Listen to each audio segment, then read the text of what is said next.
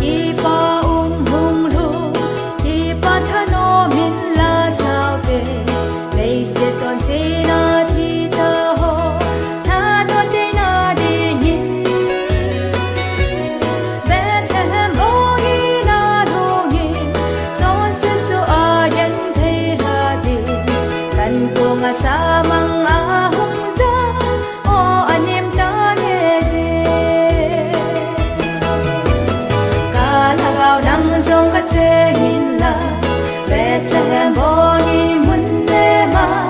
Now sen po na to muna te Amat su na huhi puhanahi Please magni ki pa hung lu Ki pa thano min la sao te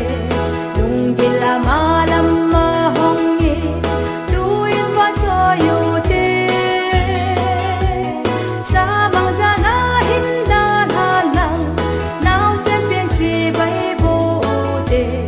Hallelujah, hallelujah insai Amin pa cho yu te Kalagaw ng zong katehin na Bethlehem bongi munne ma Now sen po na to muna te Amat su na huhi puhanahi